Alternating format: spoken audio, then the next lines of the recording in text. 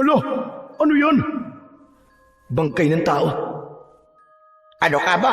Bangkay ng tao? Bakit naman magkakaroon ng bangkay doon? Hindi ko rin po alam. Pero lolo, yung bangkay may kakaiba sa kanya. May kagat po sa leeg, tapos wakwak po ang katawan. Sa palagay ko, aswang. Aswang po ang may gawa nun. Lolo! Lolo, tulungan niyo ako! May malaking ibon na nakadapo sa nyog! Wakwak yan, Romeo. Isa sa pinakamatapang na uri ng aswang. Hoy! Halika dito at bumaba ka! Harapin mo ako! Akala mo yata'y matatakot ako sa'yo? Hindi! Sige! Halika dito! At tayo'y magtutos na dalawa! Magandang araw po sa inyong lahat. Ang kwento natin ngayon ay tungkol sa isang binatang tsuper na nakatagpo ng isang kakaibang mutya. Siya ay si Romeo, 30 taong gulang. Isang simpleng jeepney driver. Tahimik ang buhay niya. Paikot-ikot lang sa ruta ng pasada at uwi sa bahay. Pero isang gabi, may nangyaring hindi niya inaasahan. May isang kakaibang liwanag mula sa langit ang biglang bumagsak sa kanyang sasakyan. At sa mismong gulong ng jeep, doon niya napansin ang isang pulang bato. Para saan kaya ang mutyang yun? Swerte kaya ito? O isang sumpa na magdadala ng kamalasan? May kinalaman kaya ito sa isang gabi kung kailan nakatagpo sila ng kaibigan niyang si Tano ng isang bangkay sa gitna ng kalsada? Anong mga kababalaghan pa kaya ang mararanasan ni Romeo? At anong mga lihim ang kanyang matutuklasan habang tangan ang mutyang tinawag nilang mutya ng goma? Pero bago po ang lahat mga idol, huwag po nating kalimutan mag-subscribe at i-hit ang notification bell sa aking YouTube channel na The Voice Addict at Apong Isaak para sa mas marami pang makapigil hiningang kwentong aswang at katatakutan mula sa mundo ng kababalaghan. Umpisahan na po natin ang kwento. Madilim ang daan. Ang iilang poste ay halos wala ng ilaw. Tanging ang 2 dilaw na headlight ng jeep ang nagsisilbing liwanag sa makitid na lansangang papasok sa baryo. Tahimik ang paligid. Ang ingay lang na maririnig ay ang makina ng sasakyan at ang reklamo ng magkaibigang si Romeo at Tano. Grabe naman talaga ang kakurakutan ng mga opisyalis dito sa bayan natin, no? Mantakin mo. Matagal nang ipinangako sa baryo natin ang streetlights, pero hanggang ngayon, nga pa rin. Wala! Oo nga eh. Bawat eleksyon, yan lagi ang unang binabanggit ng mga kandidato. Ilaw sa kalsada, seguridad sa gabi, pero ni isang poste, wala pa ring maayos na ilaw. Sabi pa nga ni Kapitan dati, aprobado na raw yung budget para sa streetlights. Bakit wala pa rin hanggang ngayon, di ba? Yun ang sabi. Pero sabi naman ng iba, di daw totoo kasi hindi pa raw napipirmahan sa munisipyo eh. Hindi raw kasi kaalyado. Yun na nga, masyado na namang pinupolitika. Ano yung mga nakaupo? Parang di na talaga habol yung serbisyong tapat at totoo. Dahil kung sino lang yung mga kakampi, yun lang ang bubusugin nila. Kaya nga eh. Nakakainis. Parang wala tayong karapatang makinabang sa buwis ng bayan, no? Kung bakit ba naman kasi patuloy na tinatangkilik ng mga tao yan eh. Hindi na nadala. Ayaw magsiboto ng maayos. Kung sino ang sikat o kilala, yun ang pinipili nila. Maski alam naman nila kung ano-ano mga anomalyang ginagawa. Sinabi mo pa. Alam mo kung ano nakakatawa. Ang daming reklamo ng mga kabarangay natin. Pero landslide dito si Mayor. Paano? Nagpamigay ba naman yata ng tig 25 kilos na bigas sa bawat botante? At hindi lang yun, may kasama pang 500 piso. Kaya yun, panalo ang loko. Pero ako, hindi ko binoto yun.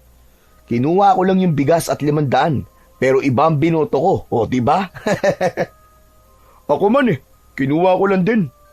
Ang hirap din naman kasi ng buhay. Kaya kapag may nagbigay ng libre, syempre tanggap na kagad. Pwede naman yun Kunin mo, pero yung karapat dapat pa rin ang piliin mo at iboto, di ba? Nakakalungkot, pero yun ang totoo. Yung iba, kasi di naman natin katulad ng prinsipyo Hindi nila iniisip yung pangmatagalang epekto ba? Kaya paulit-ulit na lamang ang problema natin. Wala talagang pagbabago. Pareho silang napabuntong hininga. Wala nang nagsalita sa kanila sa loob ng jeep. Parehong malalim ang iniisip habang dumadaan sa madilim na kalsada. Si Tano ay nakatanaw lang sa labas habang si Romeo naman ay nagpatuloy na lamang sa kanyang pagmamaneho. Ang dalawa ay galing sa maghapong pamamasada. Si Romeo ang driver, 30 anyos na may mahabang buhok na laging nakapusod. Ang mga mata niya ng gabing yun ay namumula na dahil sa pagod at medyo inaantok. Sa tabi niya ay nakasakay naman si Tano, ang kanyang kaibigan na minsan ay nagsa-sideline sa kanya bilang kanyang konduktor.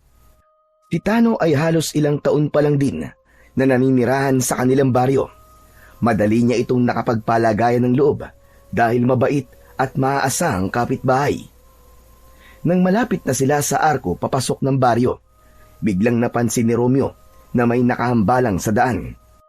Hindi yun klaro sa kanya kung tao ba o hayop, pero hindi ito gumagalaw.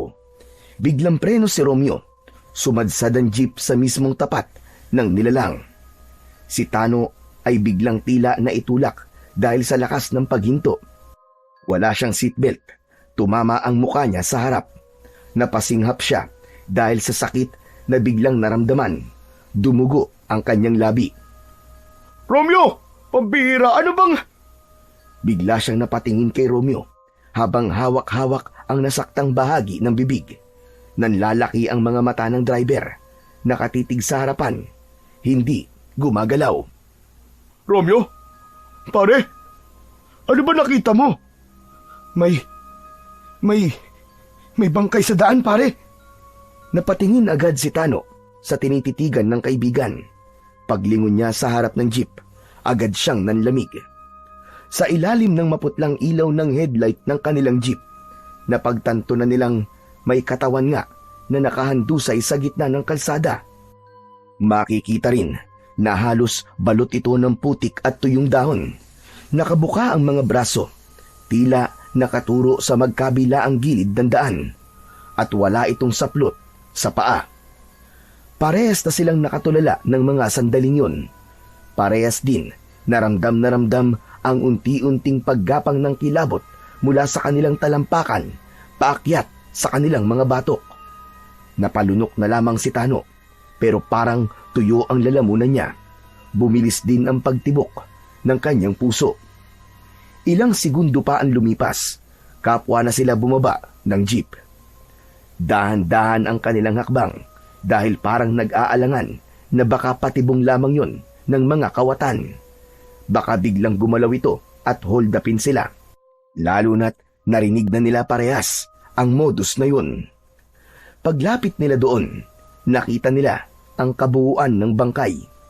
Isang lalaking na tila nasa edad 30 o 40. Hubad ang itaas, may itim na pantalon, pero wasak na at puno ng kalmot ang balat.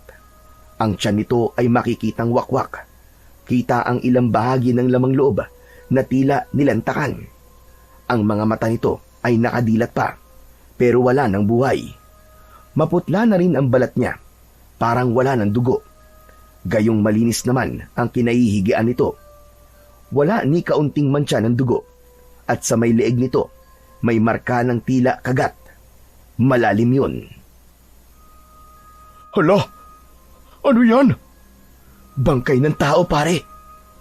Pucha naman alam kong bangkay ng tao yan, Chong. Ang ibig kong sabihin, ba't may ganyan dito?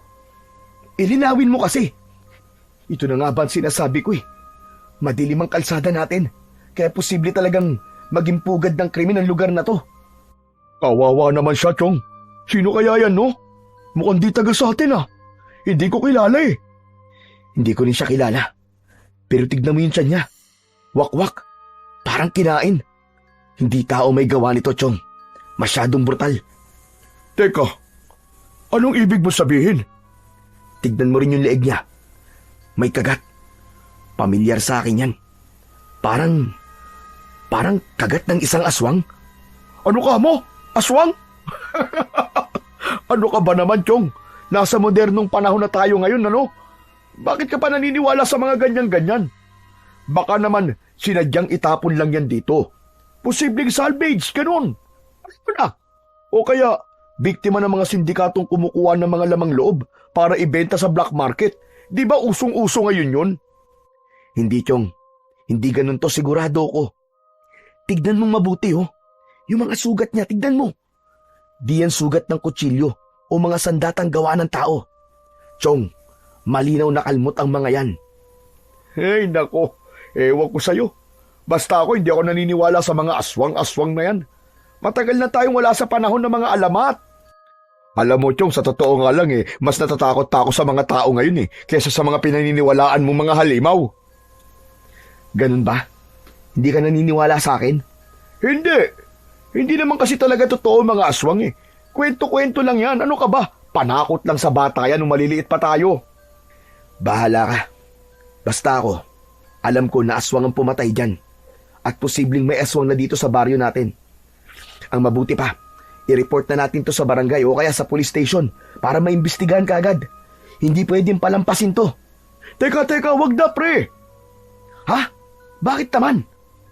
Maaabala lang tayo sa investigasyon Tapos baka mamaya madamay pa tayo dyan. Tayo papagbintangan, pambihira. Tingnan mo, wala naman CCTV dito sa lugar na to. Wala ring ibang taong nakakita. Kung wala tayong pagsasabihan, wala makakaalam. Diligtas tayo, di ba? Ano? Ibig mo sabihin na hayaan na lang natin to dito? Abay, wala ka palang konsensya Tsak na may pamilya to, Chong. Baka hinahanap na siya. Hindi ba dapat lang na may makaalam? Bakit? Gusto bang madamay? Alam mo, Chong, mabuti pa. Bumalik na tayo sa jeep. Dahil baka yung gumawa niyan nandito pa rin sa paligid. Tapos, nakamasidlan sa atin. Baka tayo pa ang isunod kung magtatagal pa tayo dito. Kaya tara na. Pero, Chong, hayaan mo na yan. Sigurado naman akong may ibang makakakita niyan Sila na lang ang bahala. Huwag na natin pakialaman, Romeo. Huwag na. Halika na. Sige. Siguro nga tama ka. Dahan-dahang umatras ang dalawa. Nilingon pa nila ang bangkay sa huling pagkakataon bago muling sumakay sa jeepney. Muling pinaandar ng binata ang makina ng jeep. Tahimik lang sila ni Tano. Iniwasan ni Romeo ang katawan sa kalsada at dahan-dahang muling tinahak ang lubak-lubak na daan papasok sa baryo. Nang makaliko na sila sa kanto, bumagal na ang takbo ng kanilang jeep. Nasa baryo na sila, ngunit bigla silang napatigil nang biglang may tumawid. Muling napapreno si Romeo. Anak naman ng putya, oo! Ano yun? Ano ba pare? Kotang-kota na tayo Biglang may tumawid Huminto ang sasakyan sa gilid ng daan, malapit sa isang babaeng nakatayo sa madilim na gilid ng kalsada. Magulo ang buhok ng babae, tila hindi nagsuklay ng ilang araw. Ang suot niyang damit ay gusot-gusot din at may bahid ng putik. Nakayuko ito nung una, pero nang marinig ang preno ng sasakyan, dahan-dahan itong tumingala. Nakatitig lang sa kanila ang babae. Nanlilisik ang mga mata nito. Hindi nagsasalita. Tapos inikot nito ang tingin kay Tano. Mas lalong lumaki ang mga mata nito at mas tumalim. Agad na kinabahan si Romeo. Parang hindi normal ang tingin ng babae. Para bang galit na galit ito. Pre, tara na pre. Nakakatakot ang babaeng yan. Parang may tama O baka naman. Basta, ewan, tara na pre. Oo nga, tara na. Dahan-dahang pinaandar ni Romeo ulit ang jeep. Tumabi pa ang babae pero hindi inalis ang tingin sa kanila. Nang lumampas sila, hindi niya napigilan na lingunin ito sa side mirror. Nakatayo pa rin at hindi pa rin nagbabago ang ekspresyon ng kanyang muka. Pambihira. Grabe naman yun. Huwag mo nang pansinin pre. Baliw lang siguro yun. O kaya baka sabog. Bilisan mo na lang kasi ang pagmamaneho para makauwi na tayo. Ang dami nang nangyayari. Kaya nga Tignan mo, nakatingin pa rin Ano kayang meron dun Ala, oo nga Baka naman siya yung aswang. Baliw, aswang ka dyan. Huwag mo na kasi lingunin. Pambira ka naman, ang kulit mo Ilang saglit pa, Narating na rin nila sa wakas ang bahay ni Romeo. Huminto ang jeep sa bakuran nito. Ayos ka lang ba, pre? Hindi. Pareho tayo. Pero kalimutan mo na yun. Di yun makakatulong sa atin. Kinikilabutan pa rin ako kasi parang parehas na nagpakita sa utak ko yung mga nakita natin eh. Ako rin naman eh. Tignan mo, nakatayo pa mga balahibo ko. Tignan mo, ramdam na ramdam ko pa rin ang takot at pag-aalala eh. Baka naman kailangan talaga nating i-report yun, pre. Kung gusto mong i-report, bahala ka. Basta, wag mo lang ako isasali ah. Ayokong masayang ang mga araw ko kasi, alam mo na, kapag natigil ang mga racket sa kalsada, aba, kawawa naman yung lola ko na may sakit. Sino mag-aalaga sa kanya? Sinong didiskarte para sa mga gamot niya? Eh, sana naman maintindihan mo ako, pre. Sige, kung yan ang gusto mo. Pero mukhang tama ka nga. Ay, nako. Bahala na. O siya, sige. Uwi na ako. Bukas na lang ulit ha. Okay, sige. Ingat ka. Matapos iparada sa garahe ng bahay ang sasakyan, pumasok na sa loob ng kanilang bahay si Romeo. Pagbukas niya ng pinto, nakita niyang nasa sala pa ang kanyang lolo Benny. Nakaupo sa sopa, nakasando at may hawak na tabako sa kanyang kamay. Panay ang hititbuga nito sa yosi. Lo, pambihira, ano na naman yan? Di ba bawal po sa iyo manigarilyo? Eh, gayon lang naman to, apo. Eh, kanina pa kasi ako may nararamdaman eh. Nararamdaman? Bakit po? May masakit po ba sa inyo? Hindi yun. May nararamdaman akong kakaiba sa paligid. Hindi nga ako makatulog eh. O ikaw, kumusta naman na naging biyahe mo maghapon? Ayos lang naman po, Lo. Wala naman pong naging problema. Kaso ano? Lo, dun po sa kalsada malapit po sa arko. May nakita po kaming may nakita po kaming bangkay ng tao, Lo, na nakaharang po sa daan. Ano ka ba? Bangkay ng tao? Aba, bakit naman magkakaroon ng bangkay doon? Yun na nga po, hindi ko rin po alam, Lo, pero Lo, yung bangkay po may kakaiba sa kanya. May kagat po sa leeg, tapos po wakwak yung katawan. Sa palagay ko nga po, Lo, aswang po may gawa nun eh. Sigurado ka ba? Anong ginawa nyo? Iniwan lang po namin. Ano? Bakit hindi nyo nireport? Hindi po natakot po kami ni Tano eh. Baka po kasi mapagbintangan pa kami tapos... Mali yun. Maling-mali ang ginawa nyo. Pambihira naman kayong dalawa. Mas lalo kayong mapagbibintangan sa ginawa nyo. Dapat nireport mo. Maski dyan lang kay Kapitan. Yun na nga, ayaw po kasi ni Tano eh. Kawawa daw po yung lola niya kapag nasangkot siya dito. May punto naman po siya. Wala naman po talaga kaming alam kung bakit may bangkay dun eh. Alam nyo na, minsan, kung sino pa yung mga saksi, sila pa ang nadidiin, di ba? Ang mahirap niyan, baka kami pa maging sospek kapag walang nahuli. Kung sa bagay, pero mali pa rin yun. Ano po bang dapat gawin, Lolo? Ay, nako. Sige. Hayaan mo na. Panigurado din naman na may makakakita dun bukas. Mabuti pa, huwag ka na munang bumiyahe bukas. Magpahinga ka na muna. Siguradong na-trauma ka sa mga nakita mo.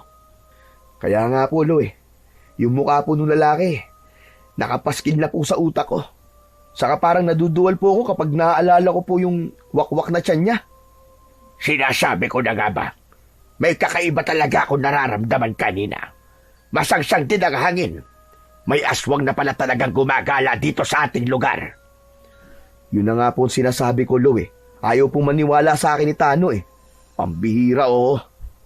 Hindi talaga yun maniniwala. Kilala mo naman ang kaibigan mong yun. Maski sa akin, hindi nga yun naniniwala Malaki talaga ang posibilidad na aswang ang may gawa nun, apo. Yung kinikwento mo sa akin na itsura ng bangkay, ganyan ang estilo ng pagpatay ng isang aswang na wakwak. Kaya lang, bakit dito sa baryo natin dinala yung bangkay? Saka bakit nasa kalsada? Di ba sabi mo, wakwak lang naman ang tiyan at naroon pa ang mga laman loob niya? Opo, Lo, naroon pa nga. Nakita ko pa rin po yung bituka. Naroon din po yung puso. Pero Magulo po eh. Di ako sigurado kung kumpleto pa talaga yon.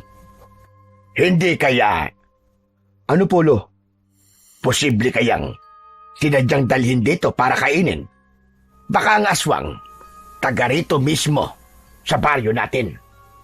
Ano po, Lo? Taga rito sa baryo natin? Ibig sabihin po eh, may kababaryo po tayong aswang? Aba, sino naman po, Lo? Hindi ko masasabi kung sino. May mga aswang na marunong magtago ng tunay nilang katauhan, pati amoy, kilos at iba pang palatandaan. Kung minsan pa nga, kahit mga albularyo, hindi sila kagad makikilala. Naku po, nakakatakot naman po pala yun, Lolo. Hindi natin alam, nasa harap na pala natin yung mga aswang. Eh kaso, yun nga, Lo, bakit po nasa kalsada po yung bangkay? Posibleng may pumigil kaya ganon. O kaya baka may nakakita. Kung ganun, Lo, delikado na pala talaga dito sa baryo natin. Kailangan natin maging mapagmatsyag kasi hindi natin kilala kung sino ang kalaban. Tama ka, Romeo. Kailangan nating mag-ingat. Ikaw na lalo at inaabot ka ng gabi sa biyahe. Oo nga po eh.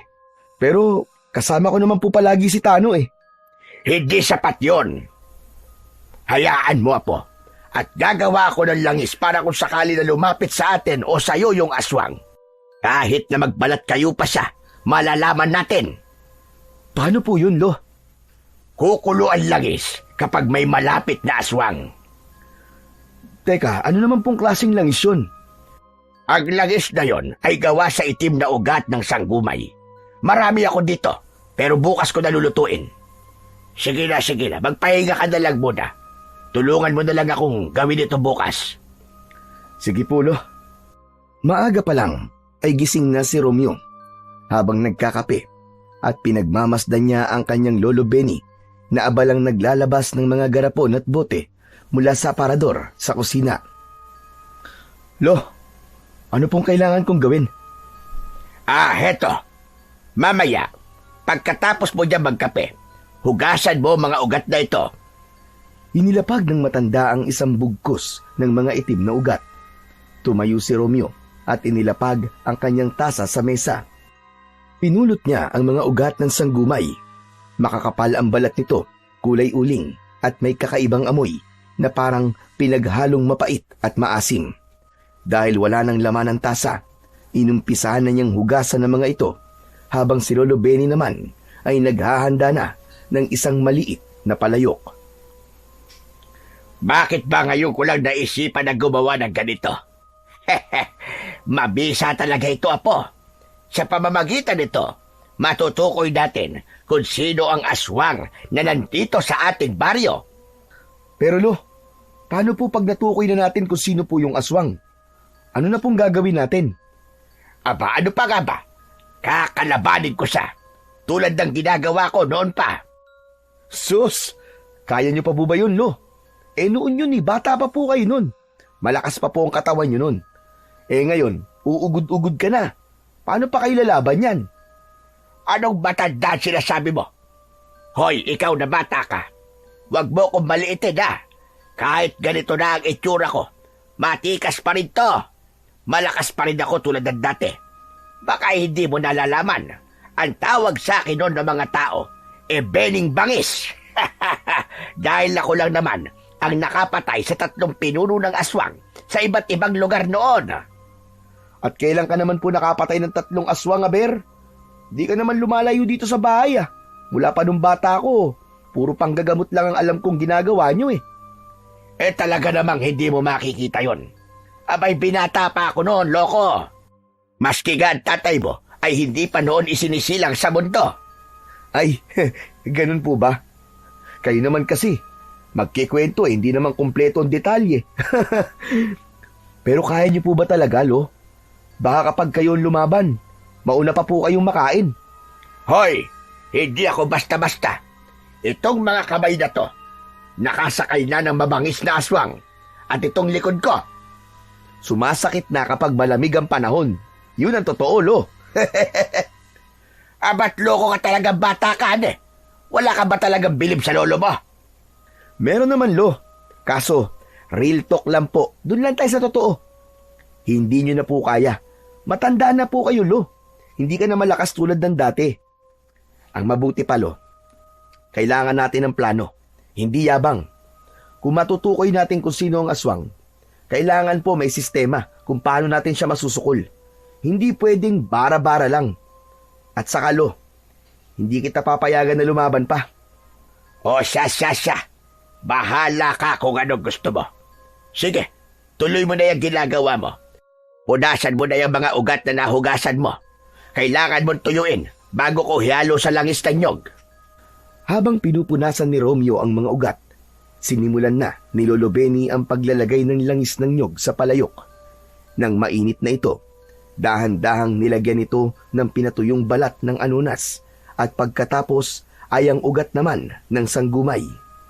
Agad na rin niyang isinunod. Paisa-isa lang ang lagay. Paano po natin malalaman kung tama po ang timpla niyan, Lolo? Malalaman mong tama na ang timpla nito kapag naging malinaw na. Tapos maaamoy mo na yung aroma na parang amoy ng pinatuyong dahon ng bayabas. Yun ang tama. At ito habang niluluto, dapat palaging hinahalo. Parang ganito. Sa patuloy na paghahalo ni Lolo Benny, napansin ni Romeo na unti-unting nagbabago nga ang kulay ng langis. Mula sa karaniwang dilaw na mamantika, naging matingkad na kayumanggi ito hanggang sa tuluyang umitim na parang uling. Maya-maya, habang patuloy sa paghalo, lumilitaw ang bahagyang paglinaw ng timpla. Kapwa nakatuon ang maglolo sa proseso hanggang sa biglang dumating si Tano. Dere-derecho itong pumasok sa bukas na pinto. Derecho sa kusina. Uy! Ano yan, ha? Ang bango, ah! Agad itong lumapit sa lamesa at nakigulo sa ginagawa ng maglolo. Hinawakan ito ang iba pang sangkap na nasa lamesa. Inamoy-amoy ang ilang dahon at iba pa. Hoy, ikaw, wag mong galawin ang mga yan. Masyelo ng paggawa ng langis na to. Pantukoy ito ng aswang. Ha? Ano, Lolo Benny? Anong pantukoy ng aswang? Alam ko na. Mukha nagsumbong sa inyo to kagabi, no? At naniwala naman po kayo na aswang nga may gawa nun. Susmi naman, Lolo. Umalis ka na nga muna rito. Huwag mong istorboy ng pagluluto ko. Ikaw, Romeo, ikaw na muna ang bahala dito sa kaibigan mo. Dalin mo muna sa sala. Agad naman na sumunod si Romeo sa kanyang lolo. Hinila palabas si Tano sa sala. Umupo sila sa sopa. Nagpalinga-linga pa si Tano. Saka muling nagsalita. Pre, alam mo na ba? Ang alin? Aling alam ko na. Nako, pinagkakaguluhan na ngayon yung bangkay dun sa may kalsada. May mga taga-barangay na at mga pulis. Yung nakita natin kagabi. Grabe, pre. Ang daming tao dun ngayon. Paano mo naman nalaman? Galing na ako dun eh. Ang bilis talaga kumalat ng balita, pre. At alam mo ba, marami naniniwala na tulad mo, aswang nga daw ang may kagagawan nun. O di ba? Sabi ko naman kasi sa'yo eh. Ayaw mo lang kasing maniwala sa akin eh. Hindi pa rin naman ako naniniwala, pre. Sabi lang naman nila yun eh. Wala namang saksi sa nangyari. Lahat, puro sabi-sabi lang. Puro chismis lang. Ay nako, bala ka kung ayaw mo maniwala. Basta kami ni Lolo, gagawa kami ng paraan para matukoy at makilala kung sino ang aswang na yun. Hindi siya dapat nandito sa baryo natin. Humandalan talaga siya. Inaabalan nyo lang ang mga sarili nyo. Walang aswang, walang ganun, tol. Ano ba kayo? Nagsasayang lang kayo ng oras. Meron, Tano. At papatunayan ko sa iyo yan. Bahala ka. O siya, di ka pa nakabihis ah. Di ka ba babiyahe ngayon? Hindi na muna, Chong. Pahinga na muna ako. Nakukonsensya pa ako dun sa nangyari kagabi. Para kasing pinabayaan lang natin siya. Hindi ko matanggap na wala man lang tayong ginawa at hindi tayo nakialam. Mabigat ang loob ko, Chong. Anak ng pambihira ka naman, oo. Mag-move on ka na kagad. Sayang ang kita natin. Pasensya na, Chong. Di ko talaga kaya eh. Ay, nako. Kung ganun, ako na lang muna pupunta sa bayan. Magbabarker na lang muna ako ngayon doon kung wala tayong biyahe. Sige, Chong. Pasensya ka na muna ha. Ayos lang, walang problema sa akin. Pero sana sa mga susunod na araw maging okay ka na. Biglang narinig nila ang pagtawag ni Lolo Benny mula sa kusina. Robyo! Robyo, apo, halika nga muna rito. Tumayo si Romeo at agad na lumapit. Lo, bakit po? Bantayan mo muna ito. Kukuha pa ako ng huling sangkap na halaman doon sa likod ng bahay natin. Sige po, Lo, ako pong bahala. Inabot ng binata ang sandok at ipinagpatuloy ang paghahalo. Tumalikod na at tuluyang lumabas ng bahay ang matanda. Nang medyo lumipas na ang ilang minuto, nakaramdam siya na tila naiihi. Tano! Chong! Chong, ikaw na nga muna rito. Ihi lang ako. Ano? Baka naman magalit yan si Lolo. Okay lang yan, ano ka ba? Matagal pa yun. Tapos na ako magbanyo bago pa yun pumasok ulit dito. Sige na, baka bumaha dito Hindi ko na kayang pigilan Sige na nga, akin na nga yung sandok. Bilisan mo ha. Habang lumalayo si Romeo, nanatili si Tano sa kusina. Nakatitig sa langis. Inaamoy-amoy niya ito. Sabay ginaya ang ginagawang paghalo ni Romeo. Habang hinahalo ang langis, napatingin siya sa paligid. Napansin niyang may nakasabit na mga palaspas sa bintana. May luma ring kosipiyo sa dingding. Sa sulok ng kusina, may lumang kahon na may ukit na muka ng leon. Grabe, ang daming pangontra. Binalik niya ang atensyon sa palayok at muling hinalo ang langis. Bigla siyang napatigil sandali nang titigan niya ang kumukulong likido. Kinilabutan siya. Hala, ano yun? Bakit kumukulo? Bahagyang umatras si Tano. Hawak pa rin ang sandok habang nakapako ang tingin sa palayok. Ang dating amoy ng herbal na sangkap ay biglang napalitan ng kakaibang amoy. Parang amoy na may nasunog na balahibo ng hayop. Napalingon siya nang makarinig ng kaluskos sa likod. Nakabalik na noon si Romeo. Napakunot ang noo nito nang mapansin ang anyo ng kaibigan niyang si Tano. Uy, pre, ano nangyari sa'yo? Hindi agad sumagot si Tano. Dahan-dahan niyang ibinaba ang hawak habang nakatingin pa rin sa palayok. Napansin ni Romeo ang kakaibang kulay ng langis. Hindi na ito malinaw, kundi bahagyang nagiging abo ang gilid. Bago pa niya matanong si Tano, isang mahinang kaluskos ang narinig nila mula sa labas ng bahay. Nagkatinginan silang dalawa. Pumasok si Lolo Benny, dala ang mga dahon ng sambong. Diretso ito sa lamesa. Ginayat ang dala gamit ang kutsilyo at kinatasan dagta gamit ang sariling kamay. Nang matapos, ay dahan-dahan itong ibinuhos sa langis. Sige na, ako na bahala dito. Salamat, apo, sa tulong mo. Umalis na ang dalawa at pumunta ulit sila sa sala. Samantala, naiwan naman sa kusina ang matanda. Habang inilalagay ang katas ng sambong, kumunot ang noo ng matanda. Tinitigan niya ang kulay ng langis. Tila may napansin siyang bahagyang pagbabago. Kinuha niya ang sandok at hinalo ito ng hinalo. Unti-unti, luminaw ulit ang langis. Samantala sa sala ay nagpaalam na si Tano sa kaibigan niyang si Romeo. O paano, sige na pre. Una na ako ha. Kailangan kong maaga makapagsimula para makarami. Naubos na yung gamot ni Lola Mabuti na lang at gumaganda-ganda na ang pakiramdam niya ngayon. Sige, Chong. Pero Chong, ba't di mo subukang ipatingin kay Lolo? Malay mo, hindi sa ospital gagaling si Lola, kundi sa albularyo. Chong, magaling si Lolo, maniwala ka. Alam ko magaling ang lolo mo, Chong. Pero dalan-dala na ako sa mga albularyo Hindi ko sinasabing wala akong tiwala kay Lolo Benny ha. Pero noon pa kasi, isinumpa ko na sa sarili kong hindi ako hihingi ng tulong sa mga katulad niya. Aba, bakit naman, Chong? Basta. Ayoko lang. May mga bagay lang na mas mabuting sa akin na lang at wag nang ungkatin. Mabilis na tumalikod na si Tano. Halatang ayaw ng patagalin pa ang kanilang usapan. Hindi na ito lumingon kahit isang beses. Naiwan si Romeo, tahimik at tila naguguluhan. Tinitigan niya ang likod ng kaibigan habang papalayo. Gusto pa sana niyang ipilit sa kaibigan niya na magtiwala ito kay Lolo Benny, pero hindi niya na nagawa. O apo, aba, nakaalis na pala si Tado. Opo, Lo. Gusto raw po makarami, kaya yun, umalis na. Ay, nako. Matigas talaga ang loob ng kaibigan mo na yon. Parang wala lang sa kanya nangyari sa inyo kagabi.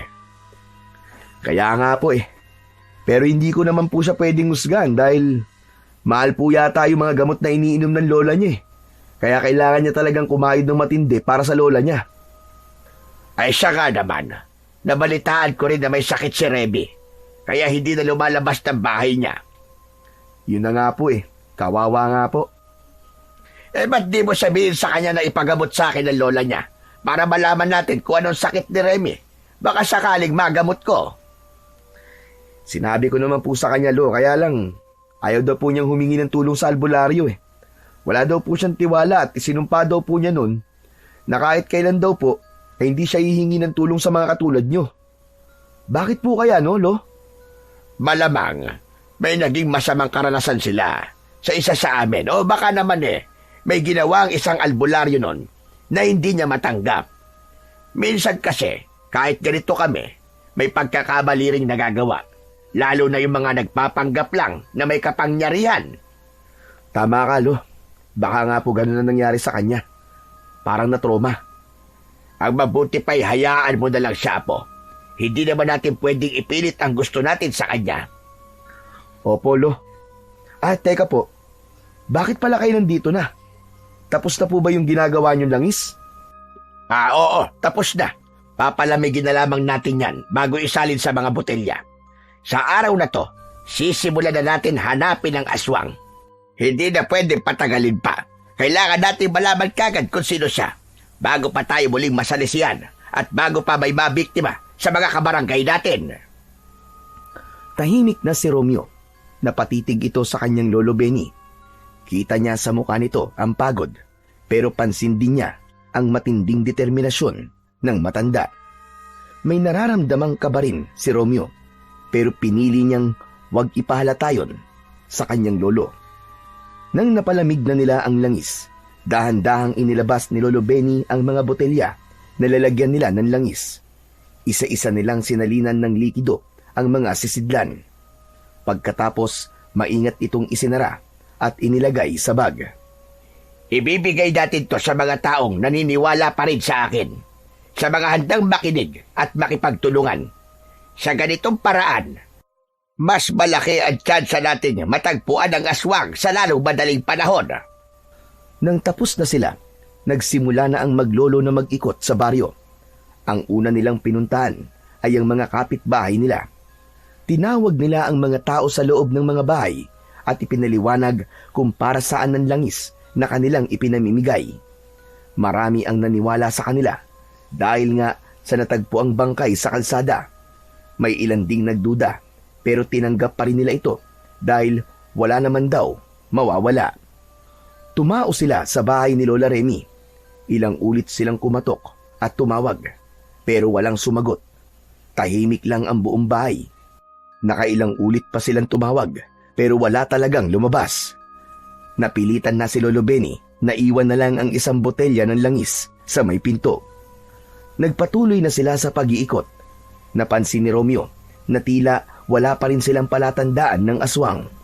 Lahat ng bahay na napuntahan nila, walang naging reaksyon ng langis.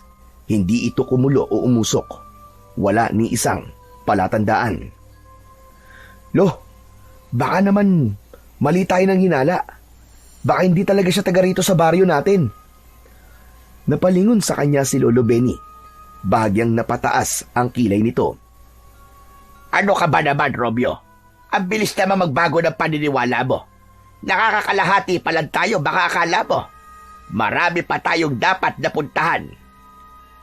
Tumango na lamang si Romeo bilang sagot sa kanyang Lolo Benny. Alam niyang ayaw pang sumuko ng matanda. Kaya nagpatuloy sila sa pag-iikot. Isa-isa nilang pinuntahan ang bawat sulok ng baryo. Pati ang mga bahay na nasa medyo liblib na bahagi ay nilibot din nila. Lahat ng tao na naroroon, binigyan nila ng langis. Lahat ay pinagmasdan nila ng maigi.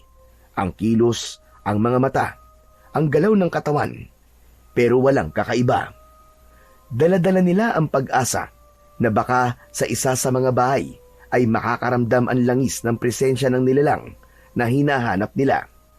Pero hanggang sa huling bahay na kanilang napuntahan, ay wala pa ring nangyari. Hindi gumana ang langis. Tahimik ito sa buong maghapon ng kanilang pag-iikot. Wala itong ipinakitang senyales. Wala ring tao ang nagpakita ng kakaibang kilos. Sa huli, napilitan na silang umuwi. Tahimik na silang umuwi. Halata sa muka ni Lolo Benny ang pagod at pag-aalala. Sa kabila ng lahat ng kanilang ginawa, hindi nila nakita ang aswang. Hindi nila natukoy kung sino sa baryo ang maaaring may itinatagong sikreto. Hanggang sa nakadama na si Romeo ng pagkabigo. Pagdating nila sa bahay, inilapag ni Lolo Benny ang natitirang mga bote ng langis sa gilid. Lo, hindi talaga siya taga rito. Mali talaga tayo. Kailan man, Apo? Hindi pa ako nagkakamali sa kutob ko. Nandito lang siya't natitiyak mo yun. Baka nagtatago o baka nasa ibang lugar pa. O baka may mas matindi pang dahilan na hindi pa natin alam sa ngayon. Hindi na sumagot si Romeo sa kanyang lolo. Sa kanyang isipan, bumalik bigla ang itsura ng bangkay na nakita. Bumalik ang takot at pag-aalala na nasa malapit lang ang panganib. Pagdating ng hapon, tinawag ni Lolo Benny si Romeo na abala sa paglilinis ng kanyang sasakyan. Apo, magsunog ka nga ng goma dito sa harap. Bakit po, Lo? Pagtaboy sa aswang, hindi makakalapit yan sa amoy ng nasusunog na goma. Hindi natin alam kung nasa paligid lang siya. Kaagad naman na sumunod si Romeo sa inutos ng kanyang lolo. Inilabas niya ang ilang lumang gulong mula sa gilid ng bahay nila at inilagay sa harap ng bakuran.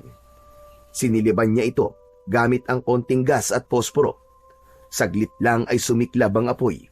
Kumapal ang usok. Umalingasaw ang matapang at masangsang na amoy ng nasusunog na goma.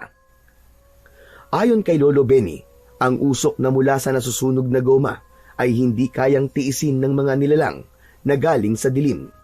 Habang patuloy ang pag-alab ng apoy, dumaan si Tano. Napahawak siya sa dibdib at nagsimulang umubo. Nakita niyang galing kina Romeo ang nalalanghap na usok. Agad niyang pinuntahan ang kaibigan. Romeo, anong ginagawa mo? Ano pa nga ba, di nagsusunog ng goma? Oo, alam ko. Nakita ko nga eh. Pero ang tinatanong ko, para saan yan? Bakit ka nagsusunog? Ano na naman kabaliwan yan? Anong kabaliwan sinasabi mo? Hindi kabaliwan to, no? Pantaboy to ng aswang, Chong, para hindi makalapit dito sa atin. Ano ka mo? Aswang na naman? Pambihira. Hindi mo ba alam na delikado yan? Mahihirapan na namang huminga niyan si Lola sa loob ng bahay namin. Pero Chong, inutusan kasi ako ni Lolo eh. Sabi niya, epektibo raw to eh. Kahit pa, Chong. Kayo lang ba nakatira dito? May matatanda, mga bata. Aba, sobrang baho naman yan, Chong. Nagsimula ng tumaas ang boses nila. Nagsisigawan na ang dalawa. Halatang pareho silang tensyonado. Lumabas na si Lolo Benny mula sa loob ng bahay. Hoy, ano ba yan? Tama na! Romeo, Tano! Ay, nako. Tano, pasensya ka na. Hindi namin gustong makaperwisyo sa inyo. Pasensya na rin po, Lolo Benny, pero sobra po talaga baho niyang ginagawa niyo eh. Saka isa pa, pinagbabawal na po sa barangay natin yan ah. Pambihira naman oo. Kung mamatay ang lola ko dahil dyan sa paniniwala niyo na yan, pananagutan niyo po ba? Teka lang, Chong. Abay, sobra ka naman na yata. Huwag mong pagtaasan ng boses ang lolo ko, ha? Pwede ka naman makipag-usap na maayos, eh. Kung hindi pwede, hindi pwede. Pwede naman patayin ng apoy, eh. Sobrang OA mo naman. Ako pa ngayon ang OA, ah. Gusto niyo ba magharap-harap tayo sa barangay, eh? Tama na yan, tama na! Hindi matatapos ang usapan na to kung ganyan kayo. Sige na, Romeo. Patayin mo na ang apoy, madali ka. Tumango si Romeo. Agad siyang tumakbo sa likod ng bahay. Kumuha siya ng isang balding tubig at ibinuhos sa nasusunog na goma. Umusok pa ito ng konti, pero unti-unti na ring nawala ang apoy. Chong, pasensya ka na ha. Di ko talaga intensyon. Nawala din sa isip ko yung kalagayan ng lola mo eh. Huwag mo nang uulitin, Chong ha. Gusto ko lang ipaalala sa inyo na hindi lahat ng pinaniniwalaan nyo tama para sa lahat. Lumakad na ito palayo. Naiwan naman ang maglolo. Si Romeo, hawak pa rin ang balde na wala ng laman. Tahimik siyang lumingon kay Lolo Benny. Lo, matanong ko lang, mali ba ako? Nagkamali ba tayo? Hindi. Pero siguro nga, may tama din si Tado. May mga bagay na tama para sa atin, pero ikakapahamak naman pala ng iba. Ayusin na lamang natin sa susunod. Gagamit na lang tayo ng ibang paraan. Tumango si Romeo. Pumasok na sila sa loob ng bahay. Unti-unti, nilamon na ng dilim ang paligid. Dahil hindi na nila magagawa ang pagsusunog ng goma, inutusan ni Lolo Benny si Romeo na magsaboy ng asin sa paligid ng bahay. Nagsabit din siya ng mga bawang sa bawat bintana at pintuan. Habang ginagawa ito ni Romeo, napatingin siya sa kabila. Nasa balkon si Tano. Nagkatinginan sila. Kinawayan niya ang kaibigan, pero hindi siya tinugon nito. Bagkus ay pumasok ito sa loob ng bahay. Halatang galit pa rin. Malungkot naman na pumasok ang binata sa kanilang bahay. Oh, ano ba nangyari sa iyo, Apo? Bakit parang Biyernes Santo naman yung mukha mo? Paano, Lo? Mukhang galit pa rin po sa akin si Tano eh. Hindi ako pinansin eh. Hayaan mo na muna. Magkakasundo rin kayo dyan. Dati naman palagi din kayo nag-aaway. Lalo na kapag nag-iinuman kayo. Pero magkakasundo din naman kayo, di ba? Lilipas din ang galit noon. Maniwala ka sa akin. Tumango si Romeo bilang tugon sa kanyang lolo. Isasara na sana niya ang pinto, pero bigla siyang natigilan. May nakita siyang malaking anino sa kabilang kalsada. Pagtingala niya, may nakadipang malaking ibon sa itaas ng nyog.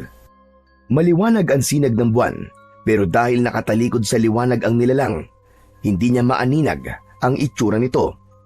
Lo! Lo, tignan niyo po! Lo! May malaking ibon po na nakadapo sa nyog. Nasaan? Nakaw! Aswag yan na po! Diyan ka lang! Kukunin ko lamang ang buntot ng pagi at magtotoos kami dyan! Mabilis na kinuha ni Lolo Benny ang sandata sa gilid ng dingding. Agad niyang binuksan ang maliit na bote ng langis.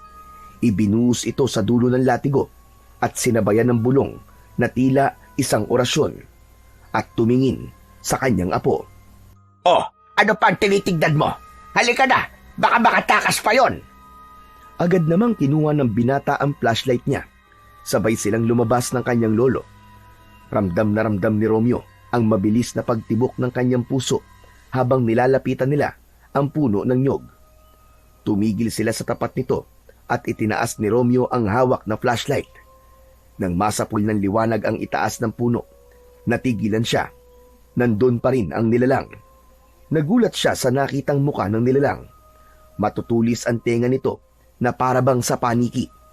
Tapos ay mahaba ang kanyang bibig, pero hindi ito tuka, kundi bibig na puno ng matutulis na pangil. Nakalitaw ito kahit na nakasara ang bibig. Ang mga mata nito ay malalaki at mapupula.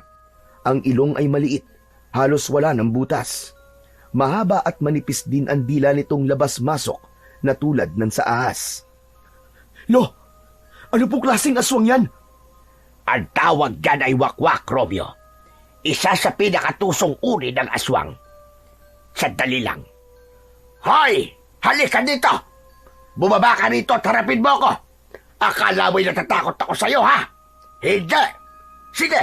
Halika at magtoast tayong dalawa! Sa sigaw ng matanda, biglang lumipad ang wakwak. Malapad ang anino nitong tumabon sa liwanag ng buwan. Umikot-ikot pa ito sa ere at nagpakawala ng malakas na sigaw.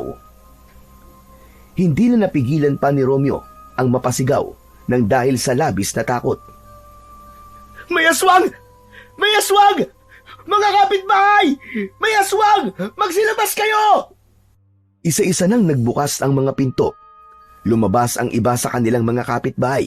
Yung iba, may dala ding sandata, tulad ng itak, kutsilyo, at iba pang matutulis na mga bagay. Ang iba ay sumilip sa bintana. Nakita rin ni Romeo na bumukas ang pinto ni Tano. Ang wakwak ay patuloy na nagpaikot-ikot sa ere at pagkatapos ay biglang sumibat palayo. Tahimik ang lahat, ang mga matay nakatingala. May mga matatandang nagsignos ng krus at napadasal.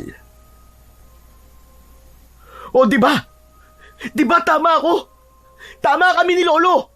May aswang nga dito sa baryo natin, mga kababaryo. May aswang sa baryo natin. Bumaling siya bigla kay Tano na nakatayo sa may pinto at nakatingala sa itaas. Nang sumigaw siya, nakita niyang sumulyap sa kanya ang kaibigan. Pero saglit lang, hindi ito kumibo. Tahimik lang itong tumalikod, pumasok sa bahay at muling isinara ang pinto. O ano? Naniniwala na po ba kayo? Kayo! Kayo! Naniniwala na ba kayo na may aswang sa baryo natin? Robyo, tama na yan. Nakita nila. Halika na sa loob ng bahay.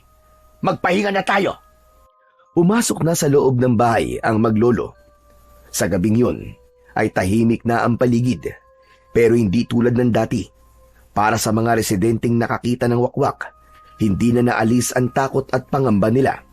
Hindi na basta-basta ang gabi na yon para sa kanila. Gayong napatunayan na nila na totoo ngang may aswang na gumagala sa kanilang baryo. Ganon din si Romeo. Binabagabag siya ng isiping baka isang gabi o sa paglabas niya ng madaling araw ay baka bigla siyang atakihin ng aswang. Natakot siya para sa kanyang sarili. Lalo na ngayon at may di pa rin sila pagkakaunawaan ng kaibigang si Tano. Wala siyang magiging kasama sa kanyang biyahe. Nakatulugan na niya ang ganong isipin. Pagkalipas ng ilang oras. Madaling araw na, gumising si Romeo. Tahimik pa rin ang buong paligid. Inihanda niya na kagad ang sarili. Naligo, nagbihis at inihanda na rin ang kanyang jeep. Di iisang beses na tinanaw niya ang bahay ng kaibigan. Maski umuugong na ang makina ng kanyang sasakyan, di pa rin ito lumalabas ng bahay nito. Hindi tulad ng dati. Naghintay pa siya ng ilang sandali, pero napagtanto niyang tila ayaw pa rin itong lumabas.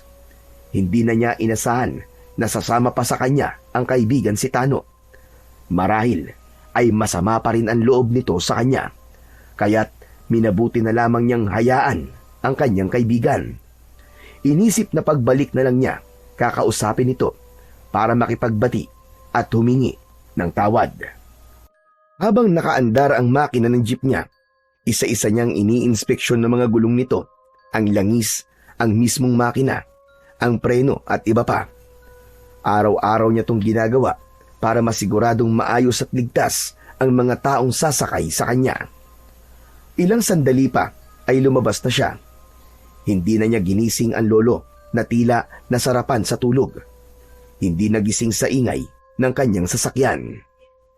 Habang tinatahak niya ang kalsadang palabas ng baryo, sa huling kanto na may maliit na waiting shed, doon niya muling nakita ang babae na muntik na niyang masagasaan ng huling biyahe.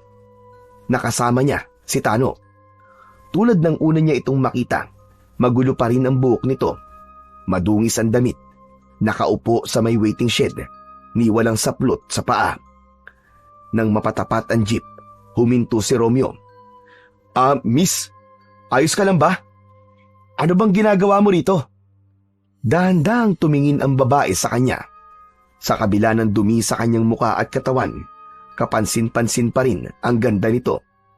Maputi ang kutis nito, mahaba ang pilik mata, at mapungay ang mga mata. Ngunit may kung anong lungkot at takot sa mga titig nito. Miss, may kailangan ka ba? Gusto mo bang isakay kita? Saan ka ba papunta? Hindi. Hindi ko kailangan ng tulong. Umalis ka na!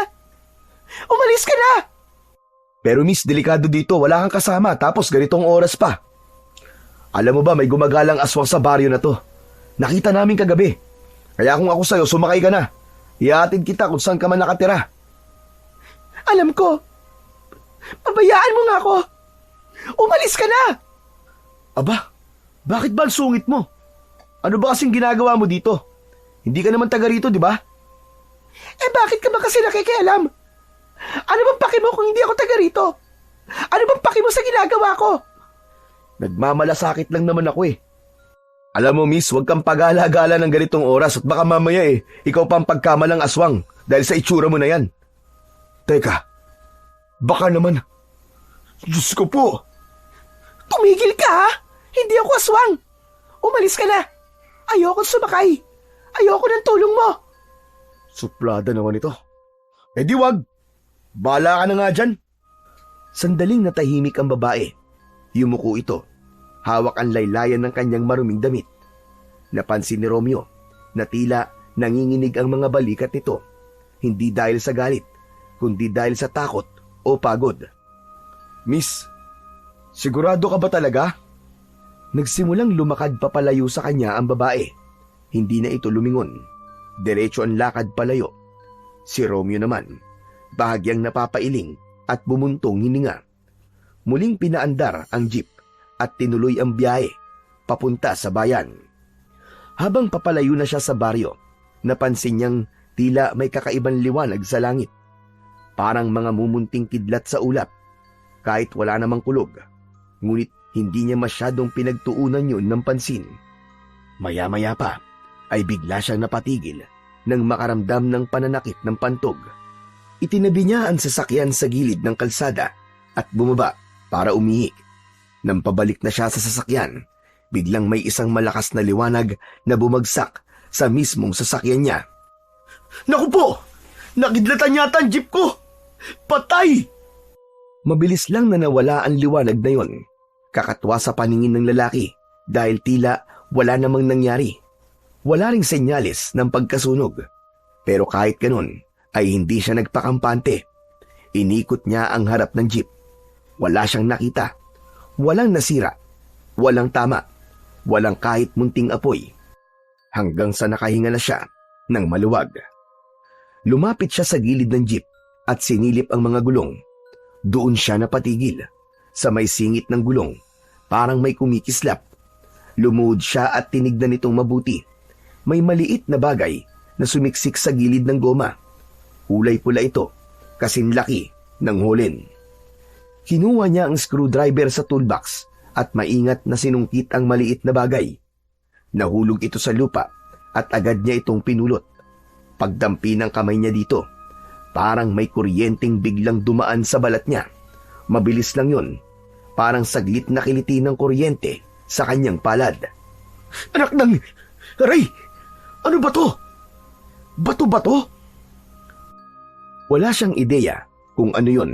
Kaya ipinasok na lang niya sa kanyang bulsa. Bumalik siya sa loob ng jeep at nagpatuloy niya sa kanyang biyahe. Habang nagmamaneo siya, biglang nangati ang likod niya sa bandang gitna, sa parteng halos hindi niya maaabot. Hindi yun basta pangangati lang. Ito yung klase ng kate na nakakainis, na parang lalong tumitindi kapag hindi nakamot. Ano ba naman to ang kate? Visit! Ayaw paawat Sinubukan niyang abutin ito gamit ang hintuturo, pero kulang. Hindi niya maabot, kaya inikot niya ang balikat, inuunat ang braso, at pilit na inaabot ang makating bahagi. Sa gulat niya, bigla niyang naabot ng walang kahirap-hirap. Ay, salamat! Ang sarap pagkamot! Ang sarap talaga! Damang-dama niya ang ginagawa habang kinakamot ang makating bahagi ng likod. Hindi niya napansin na ang braso niya ay bahagyang humaba. Hindi lang basta umabot, kundi literal na umunat. Ang mga buto sa kanyang braso ay tila nanlambot at naging parang goma. Hindi niya kagad ito napansin. Parang normal lang yun. Akala niya ay dahil lang sa tamang anggulo ng katawan at pag-ikot ng balikat, kaya niya ito naabot. Muli niyang ibinalik ang kamay sa manibela. Hindi alintana ang kakaibang nangyari sa kanyang katawan.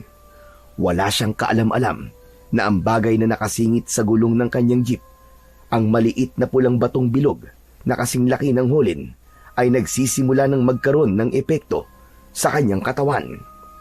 Sa araw na yon ay may kakaiba. Pagdating pa lang niya sa terminal, mabilis na napuno ang jeep niya. Maganda ang naging simula ng araw niya. Pagkatapos ng unang biyahe, halos walang patlang ang biyahe niya. Palagi pang napupuno. Yung tipong kapag may bababa ay may kagad na sasakay. Sa dami ng pasahero, halos hindi na siya inabot ng oras para magpahinga. Di bale, ayos to. Mukhang paldo ang kita ngayon. Nang bandang tanghali, pumarada muna siya sa terminal at kumain ng tanghalian. Nang matapos, pagbalik niya sa sasakyan, nakita niya si Tano na nagbabarker sa kabilang sasakyan. Nagkatitigan sila pero biglang iniiwas ng kaibigan ang tingin sa kanya. Tumalikod si Tano. Napakamot naman sa ulo si Romeo. Anak ng 7 kagaw, oo. Ang tindi namang tuyuin ng best friend ko na to. Ang tagal magtampo. Pambihira, oo. Hindi na niya kinulit ang kaibigan. Sa halip, tinuloy na niya ang kanyang pamamasada. Lumipas ang hapon at unti-unting humupa ang dami ng pasahero. Nang tumuntong na ang gabi, nagsimula na siyang bumalik pa baryo. Medyo pagod pero magaan ang loob niya, lalo na at maayos ang naging kita niya sa araw na yon. Noon lang talaga siya sinuwerte ng ganun. Pagdating niya sa bahay, nakita niya ang lolo Benny niya na nagluluto. Agad na bumungad sa kanya ang amoy ng langis. Lo, mano po? Ano pong ginagawa niyo, Lo? Heto. Nagluluto ako ng langis. Para saan po yan? Nilagyan niyo po ulit ng itim na ugat? Oo, Apo. Nagluluto ulit ako. May nangyari kasi kanina eh. Aba, ano po yun? Ano po nangyari? May nagpagamot kasi dito kaninang babae. Natawas ko na binarang. Matapos kong mapasanib yung mambabarang sa pasyente, kinuha ko ang langis para makumpirma kung nakasanib na ba ang mambabarang. Hindi ko mulo yung langis. Tinawanan pa ako ng hayop na mambabarang na yon. Talaga, Lo? Hindi gumana yung langis nyo?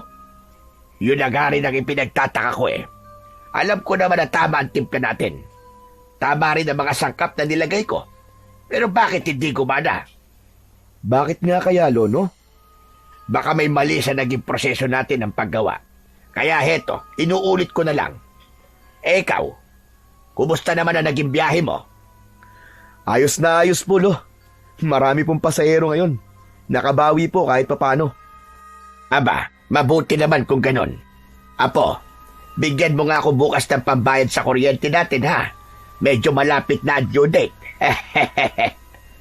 Yung po ba, Lo? Wala pong problema. Sagot kita, Lo. Umupo na si Romeo sa may lamesa. Pinagmasdan niya isa-isa ang mga bagay na naroon. May ilang piraso ng itim na ugat, kinatas na sambong, tuyong damo na nakatali sa abaka, may kandilang nakasindi, at iba pa. Apo, iabot mo nga yung kinatas na sambong. Ilalagay ko na rito. Konting tiis lang ng gutom, hane. Malapit na rin ang niluluto ko. Wala sa sariling inabot ni Romeo ang mangkok na may berdeng likido. Medyo malayo ito sa kinauupuan niya. Iniunat niya ang kanyang braso at humaba ito.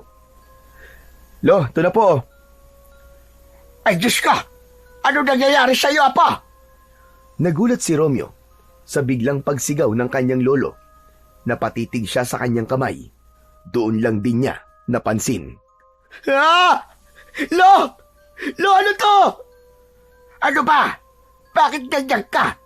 Diyos ko, Romeo! Ano nangyayari sa'yo? Hindi ko po alam, Lo. Hindi ko po alam. Ah, bakit ganito ang kamay ko? Humaba! Agad na inabot ni Lolo Benny ang mangkok na hawak ng apo at nakuha pang ilagay yon sa niluluto. Pagkatapos ay pinatay na niya ang apoy. Samantala si Romeo naman ay panay na ang sigaw. Tumayo siya mula sa pagkakaupo. Pinilit niyang igalaw ang braso pero nakalaylay lang ito. Agad na gumapang ang takot at kaba sa buong katawan ng binata. Apo, humilahog ka. I-relax mo. I-relax mo lang. Lo, ayaw Lo eh. Ayaw bumalik Lo eh. Ilang saglit pa at napaupo siya sa sahig. Nanghina siya sa takot. Tumulo ang pawis sa kanyang noo at sa isang iglap, nahimatay si Romeo. Agad naman na lumapit si Lolo Benny sa kanyang apo. Nakita niyang unti-unting bumalik sa dati ang braso ng kanyang apo. Nang tuluyang bumalik sa normal na haba, parang walang nangyari, maliban sa nawalang malay na si Romeo. Agad na kinuha ng matanda ang kanyang pangtawas. Nang makuha na ito, nagsimula na siyang magsagawa ng isang ritual. Marahan siyang bumulong sa hangin bago sinindihan ang kandila. Habang ginagawa niya yon, ay nakaramdam siya ng kakaiba. Tumayo ang mga balahibo niya. Matapos sindihan ang kandila, hinawakan niya ang pulso ng apo at doon niya nakita ang isang nilalang na nakatayo sa tabi ni Romeo. Hindi ito tao, isa itong nilalang na mataas at ang muka ay natatakpan ng maskarang kahoy. Sa likod nito ay may umaalon na kapa. Gumagalaw maski walang hangin. Hindi ito gumagalaw. Nakatayo lang ito sa tabi ng apo niya. Ngunit matindi ang presensya nito. Hindi nakakibo ang matanda. Hindi niya alam kung ito ba ay bantay o isang banta. Hindi ito kumikilos, pero ramdam niya ang kapangyarihang taglay nito. Parang isang diwata o isang espiritu na hindi niya kabisado. Napalunok na lamang si Lolo Benny. Sino ka? At anong kailangan mo sa apo ko? Pero hindi siya sinagot ng nilalang. Nanatili lang itong nakatayo.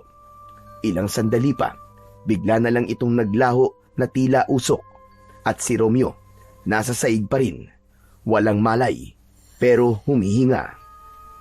Nang magising na si Romeo, mabilis siyang bumangon mula sa malamig na semento. Agad niyang tinignan ang kanyang braso. Bumalik na ito sa dating sukat. Napansin niya ang lolo niya na nakaupo sa tabi ng lamesa. Nakatulala at parang malayo ang tingin. Parang may malalim na iniisip. Lolo, nangyari? Napalingon si Lolo Benny. Hindi siya kagad nakapagsalita. Tila hindi makapaniwala sa nangyari.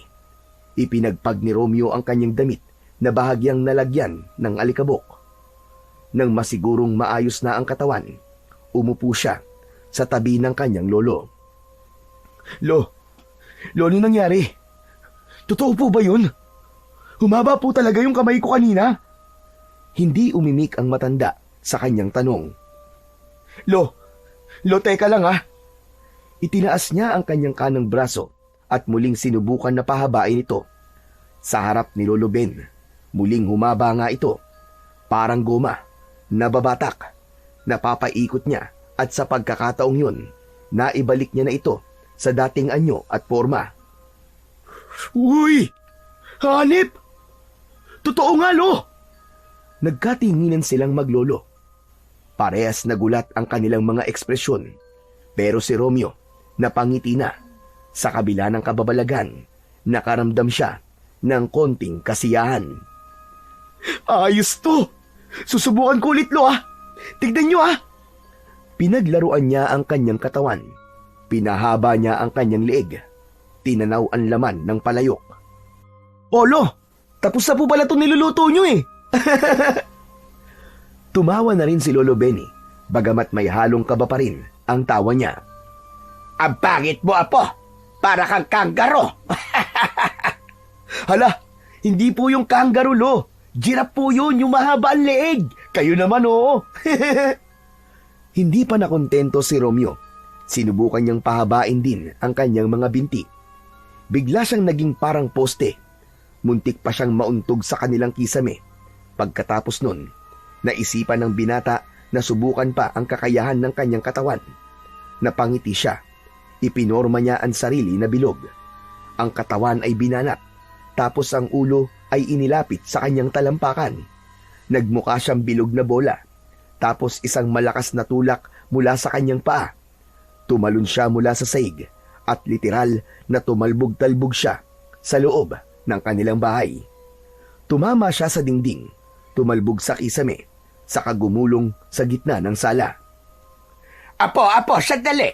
Dahan-dahan ka lang at baka makabasag ka ng gamit natin! Pero hindi siya tumitigil. Para itong bata na tuwan-tuwa sa kanyang bagong tuklas na kakayahan. Halata sa kanya ang labis na saya at pagkasabik. Yes! Ayos to! Mukhang pwede na ako mag-change ka rin nito, Lo. Pumasok kaya ako sa perya, no? Naku po, sigurado ko, pagkakaguluhan ako nito ng mga tao, yayaman na po tayo, Lo! Natawa na rin si Lolo Benny kahit may konti pa rin na pag-aalala. Hindi niya akalaing sa isang gabi lang ay may mangyayaring hiwaga sa kanyang apo.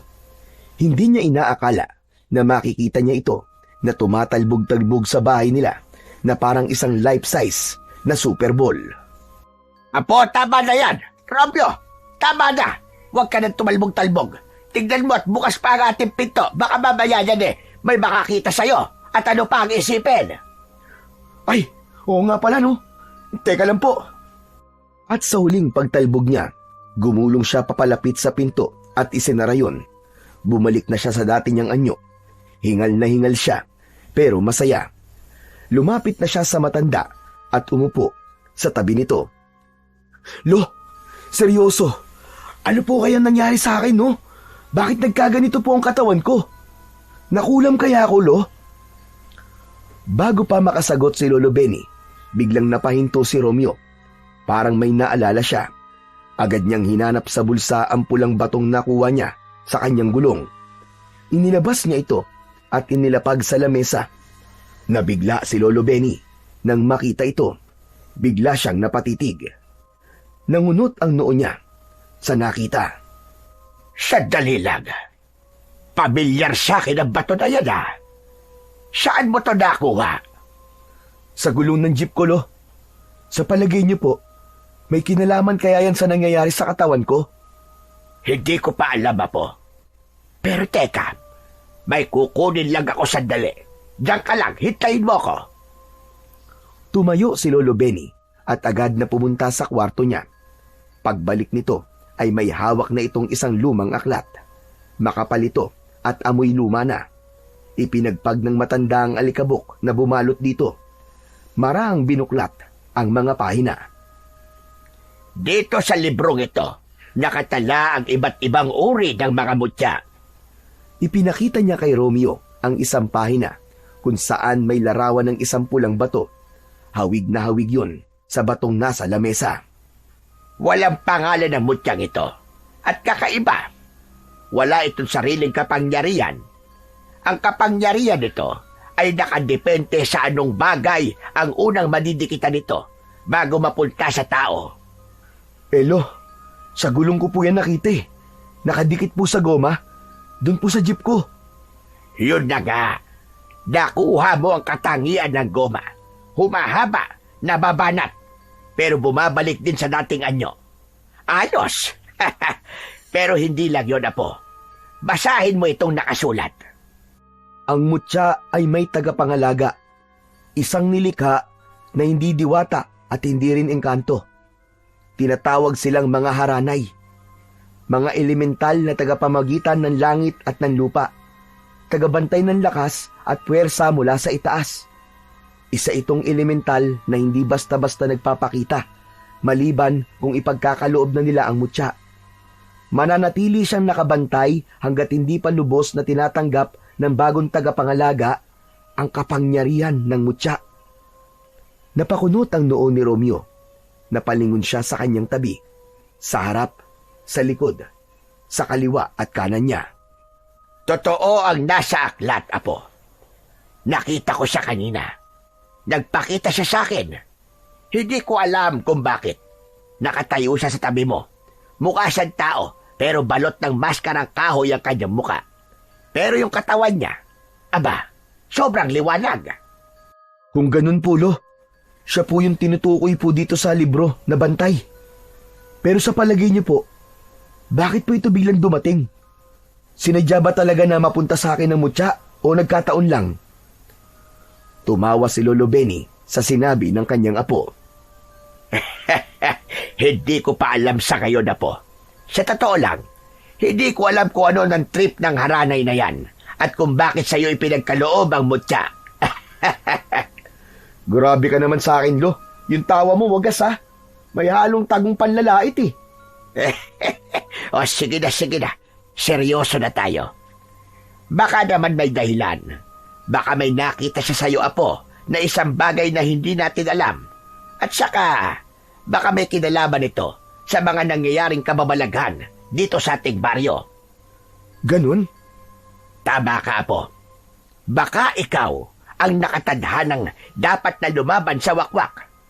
Hindi pa ako sigurado dyan, pero isang bagay lang ang natitiyak ko. Hindi ibibigay sa iyo ang mutya ng walang dahilan. Hindi mo magagamit ang mutya kung wala itong tiwala sa pinili niya. Tahimik na sumandig si Romeo sa upuan at muling tinitigan ang mutya. Samantala, si Lolo Benny naman ay napatitig sa mutya. Dahan-dahan niyang inilapit ang daliri dito at pinulot ang bato. Aray ko, Diyos ko po! Bigla niyang nabitiwan ng mutya nang maramdaman ang tila matinding init na sumuot sa loob ng kanyang balat. Hindi lang siya basta napaso. Makirot ang buong kamay niya. Olo, ano po nangyari? Napaso ako. Bakit ka naman pumapapaso, Lo? Hindi naman mainit to eh. Dabuho kang bata ka. Akala mo ba nagbibiro lang ako? Akala mo ba pinaglalaruan lang kita? Tignan mo to. Ipinakita ni Lolo Benny ang kanyang daliri. Kulay pula, may bahagyang paltos. Aba, oo nga no. Bakit ako, Lo? Hindi po ako napapaso kapag hinahawakan ko yan. Napatingin si Romeo sa mutya. Hinawakan niya ito gamit ang dalawang kamay. Pinatong niya ito sa kanyang palad. Wala siyang naramdamang init. Wala ring sakit. Ibig sabihin lang, Apo, para sa'yo lang talaga yan. Walang sino man na makakahawak niyan. Maski sino, kahit ako. Mabuti man o masama, mapapaso sila. O mas malala, maaaring masunog sila ng buo. Pero ikaw, hindi. Dahil ikaw ang pinili. Pero Lo, bakit ako? Bakit naman ako ang binigyan? Wala naman po akong ginagawang kakaiba. Pamamasada lang po ang ginagawa ko. Hindi rin ako bayani. Hindi ako matalino. Hindi ako malakas. Apo, hindi lang sa lakas o talino ibinibigay ang ganitong responsibilidad. Kung minsan, pinipili ang isang tao dahil sa kanyang puso. Baka nakita ka ng tagabantay. Baka alam niya kung anong meron sa'yo na hindi mo pa nakikita sa iyong sarili. Napatingin ulit si Romeo sa mutya. Dahan-dahan itong lumiwanag. May bahagyang kumikislap na pulang liwanag. At huminga siya ng malalim. Kung ganun, akin na talaga to. Akin na tong mutya na to.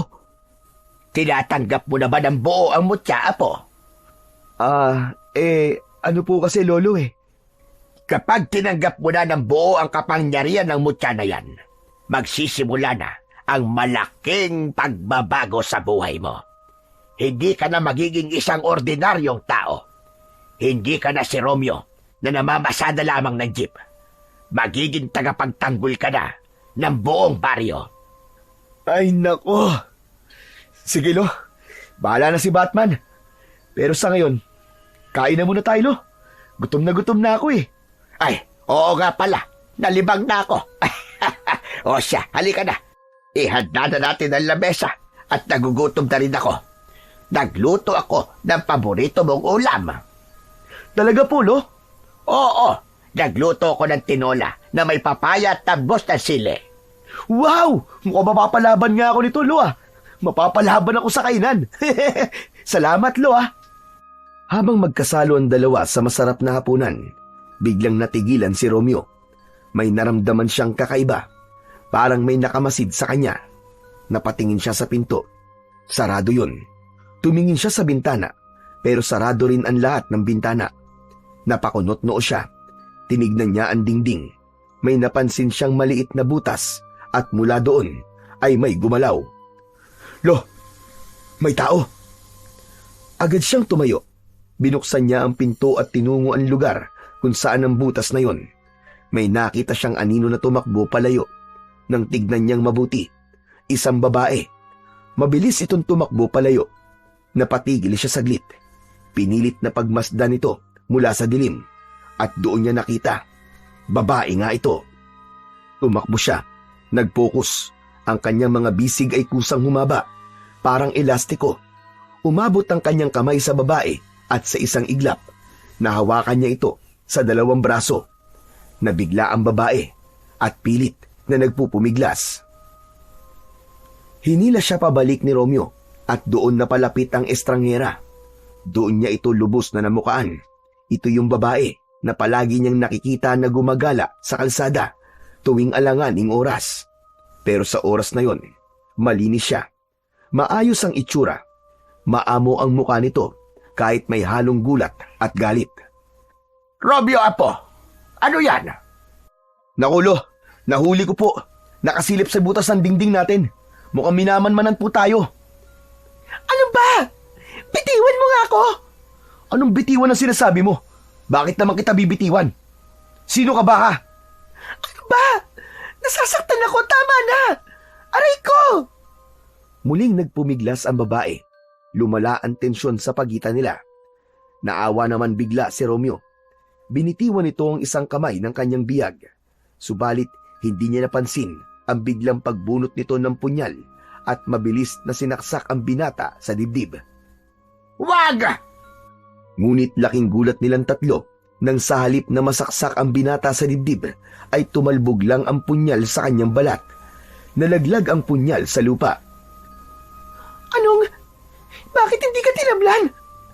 Anong klaseng tao ka? Hindi kumibo si Romeo. Tinitigan niya ito ng matalim. Ang dibdib niya ay walang sugat. Wala rin kahit konting galos. Ikaw ang dapat tanungin ko niyan. Bakit mo ko sinaksak? Anong motibo mo? Bakit ka nandito? Anong pakay mo sa pagmamanman sa amin? Sandali lang. Huminahon ka muna. Huminahon? Punyemas kasi sinaksak mo ako, hihinahon ako. Gusto mo akong patayin. Ano ba problema mo, ha? Hinila ni Romeo ang babae. Hawak pa rin niya ito sa braso. Pilit itong nagpupumiglas. Pero hindi siya makawala sa lakas ng binata. Kinaladkad niya ito papasok sa bahay. Si Lolo Benny naman, bagamat may halong kaba, ay tahimik na sumunod. Sa loob, pinaupo nila si Lourdes. Nanginginig ito. Ngunit hindi natitinag ang matalim na tingin kay Romeo. Sino ka ba talaga, Iha? At anong ginagawa mo dito? Tahimik si Lourdes. Hindi agad nagsalita at biglang tumayo. Huwag mong subukan tumakas, kundi sasaktan talaga kita. Baka kala mo, kaya kong gawin yun. Sagutin mo ko. Ikaw ba ang wakwak na namemerwisyo dito sa amin, ha? Sagot! Hindi. Hindi ako kalaban. Kung hindi ka kalaban, sino ka? Bakit mo ako gustong patayin? Nadala lang ako sa bugso ng damdamin ko. Hindi ko alam kung anong klaseng tao ka. Natakot ako, nagalangan. Ipinagtanggol ko lang ang sarili ko. Ipinagtanggol? Bakit? May ginawa ba akong masama sa'yo? Humaba ang kamay mo. Kahit sinong tao, matutuliro kapag nakita kang ganun. Hindi ako aswang. Baka ikaw. Ako aswang? Hoy, tignan mo nga sa gwapo kong ito. Pagkakamalan mo akong aswang. Gwapo? Nasaan? Lo, sasaktan ko na talaga to. Pwede ba? Tama na yan, tama na yan. Ang mabuti pa, Iha, sabihin mo sa amin kung ano talaga ang pakay mo at kung bakit ka nandito. Ilang gabi na rin po akong pabalik-balik dito sa baryo nyo. Taga-kabilang barangay po ako. Doon, may ilang tao po na nawawala. At karamihan po doon, mga albularyo at mga kapamilya nila. Pagkatapos ng ilang araw, makikita na lang po ang bangkay nila kung saan-saan. Nang una, nakala po naming adik lang po ang gumagawa nun. Pero naginala na kami, nagawa yun ng isang aswang. Yung bangkay ng lalaki nakita dito sa inyo, taga sa amin po yun. Ganon kalala ang pananalasa ng wakwak sa baryo nyo? Opo. Bakit ka nandito? Anong ginagawa mo dito? Anong pakay mo? Mangyaring, nasundan ko po minsan na dito sa lugar nyo, humapon po ang aswang na yon. Ano? Sigurado ka ba dyan? Oo, hindi lang isang beses ko siya nasubaybayan. Taga rito talaga siya. Pinag-aralan ko mga kilos niya. Lahat ng ulat, kung saan may naririnig ako mga kakaibang tunog at pagaspas ng pakpak, lahat patungo dito. Hanggang sa nakita ko na nga siya. Dito humapon. Malapit dito. Kaya mo ba kami minamanmanan? Pero yung wakwak, sigurado ako babae siya. Walang babae dito sa bahay namin. Aba, malay ko ba? Kaya nga minamalmalan ko kayo eh. Ilang bahay na rin na napuntahan ko. Negatibo sa bakas ng aswang. Pagkatapos dito, isusunod ko naman sana ang mga kapitbahay nyo. Kaso, nahuli mo ako eh. Ba't mo to ginagawa? Bakit hindi? Pinatay niya ang tatay ko. Natahimik si Romeo sa revelasyon ng kanyang kausap. Nakita niya ang matinding lungkot sa mga mata nito. Papatayin ko ang aswang na yon. Papatayin ko talaga siya pag nakita ko siya. At paano mo naman gagawin yun, Aber? Bakit? May kapangyarihan ka ba? Isa ka bang albularyo o antingera o manunugis ng mga aswang? Bakit? Kaya mo bang labanan ng wakwak? Tama ka. Isa nga akong antingera. Pero hindi ko galing mangaso ng aswang. Ngayon lang, kailangan ko itong gawin para mabigyan ng katarungan ng pagkamatay ng tatay ko. Yun lang. Kung ganon, Iya, sigurado ka na talagang taga rito yung wakwak na yon. Opo, Lolo Benny. Sigurado ko. Saka hindi siyang pangkaraniwang wakwak lang. Magaling siyang magtago. Magaling siyang magbalat kayo. Magaling siya sa paggamit ng kanyang itim na mahika. Oo, tama ka, Iya. Ako, isa kong albularyo. Pero hindi ko siya makita-kita. Baka naman nagkakamali lang po kayo. Imposible nga na taga rito siya. Kasi alam mo, may ginawang langis si Lolo eh. Pantukoy sa aswang. Nilibot namin ng buong baryo pero wala kami nakitang palatandaan. Pwede ko bang makita ang langis? Agad na kinuha ni Lolo Benny ang natirang mga botelya mula sa stante at inabot ito kay Lourdes. Tinignan niya ito ng mabuti, inamoy at saka na paatras na parang naduduwal. Teka, bakit, Iya? Hindi maaari. Anong ginawa niyo sa langis na to? Ipinamigay namin yan sa mga kapitbahay para makatulong sa paghanap ng aswang. Di ba nga, kapag may aswang sa paligid, kukulo yan. Tapos, gamot at proteksyon na rin. Hindi. Mali ito. Hindi ito proteksyon. Ang langis na to, delikado. Bagkus, baka ito pa ang maging dahilan ng kapahamakan ng buong baryo. Ano? At bakit naman? Tignan nyo. Sandali. Ihuli mo ako ng butike. Ha? Butike? Sige na, gawin mo na lang. Agad na sumunod si Romeo. Nakita niya ang isang butike sa kisame at agad niyang ginamit ang kanyang kapangyarihan para mahuli ito nang walang kahirap-hirap. Sige, hawakan mo yung ulo para hindi makatakas. Teka, Iya, anong balak mo? Manood kayo, Lolo. Sige, bitiwan mo. Ibinuhos ni Lourdes ang konting langis sa likod ng butike. Halos wala pang ilang segundo, nanginig ito, namula ang mga mata, naglaway, naging mabangis, kahit maliit. Hala, ano nangyayari sa butike? Bakit naging ganyan ang kilos niya? Ang langis na to, may laway ng aswang. Ano ka ba? May laway ng aswang. Paano nangyari yun? Hindi kami mga aswang ni Lolo, no? Hindi ganun ang intensyon namin. Ginawa namin to para makatulong. Makatulong? Pero hindi kayo nag-ingat. Alam niyo bang, maski ipahid lang ito sa balat ng tao, ay maahawa sila? Paano? Paano nangyari to? Posibleng may naglagay ng laway ng aswang sa niluluto niyo, Lolo. Sinadya ito. Anak ng... Hindi. Imposible. Bakit, Apo? Ano yon? Lolo, nung niluluto po kasi natin yung langis, ikaw, ako, at si Tano lang ang nakalapit. Pinabantayan ko saglit kay Tano yung langis. Naihi kasi ako nun eh. Sandali lang ako nawala. Ano ka mo? Ibig mo sabihin, si Tano ang... Hindi lo, imposible. Baka nagkakamali ka lang. Biglang kumilos ang butike. Kinagat ang kamay niyang nakapatong sa lamesita sa sala. Ngunit hindi tumagos ang kagat dahil sa kunat ng kanyang balat. Ngayon mo sabihin sa akin na hindi ako nagsasabi ng totoo. Oo na, oo na. O sige ngayon, anong gagawin natin? Kailangan natin siguraduhin na siya nga ang aswang. Ngayon na. Kailangan nating malaman kung anong klaseng aswang yung Tano na yon at kung bakit masyado makamandagan laway na nilagay niya sa langis. Agad na nagsalin si Lolo Benny ng langis sa isang maliit na botelya. Pagkatapos noon, dahan-dahan silang lumapit sa bahay nila Tano. Tahimik ang buong bahay, parang walang tao. Ngunit nang mapansin nilang kumukulo na ang langis na hawak ni Lolo Benny, kinumpirma nilang may aswang nga sa loob.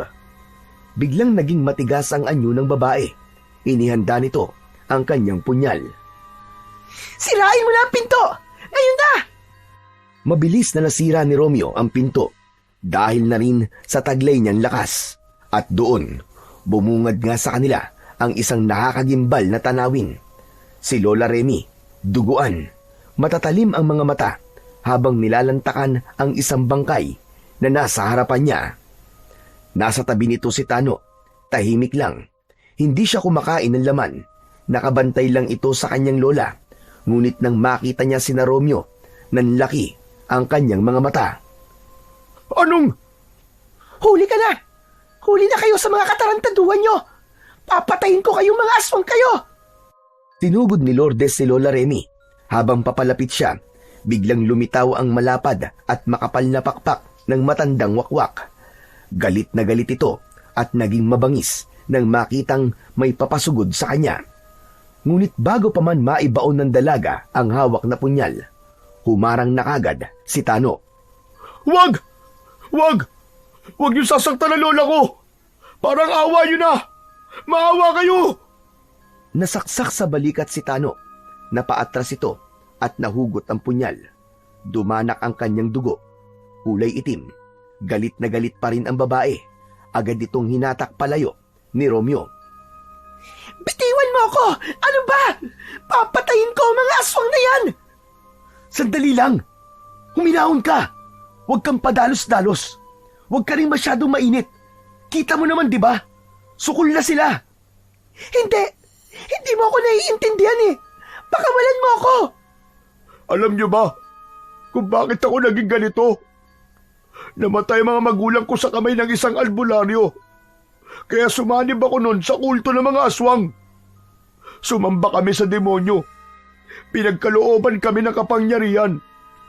Ginawa ko to para ipaghiganti ang mga magulang ko. Wala naman silang kasalanan eh. Nagpagamot lang sila noon dahil sa isang simpleng sakit. Pero yung manggagamot na yon, aksidenteng nalason silang dalawa. Sabay silang namatay. Tapos, si Lola biglang nagkasakit. Ayokong mamatay siya kaya hinawaan ko siya. Ginawa ko siyang aswang na tulad ko para matagal pa kami magkasama. Takot ako. Takot ako mag-isa. Takot kang mag-isa? Bakit kasalanan ba namin lahat ng ginawa ng albularyo na yon? Siraban tuktok mo, Chong.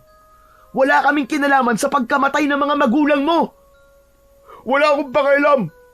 Lahat kayo uubusin ko. Lahat kayong mga albularyo. Maswerte nga lang kayo ng lolo mo eh. Kasi hindi nyo pa oras. Inuna ko muna ang mga taga-ibang baryo. Pero ngayon, papatayin na rin namin kayo. Biglang umungol si Lola Remy, naghanda sa pag-atake. Yung langis, Lolo! Akin ang langis! Inihagis ni Lolo Benny ang langis. Sinalo ito ng babae. Agad niyang binuksan at isinaboy sa papasugod na aswang.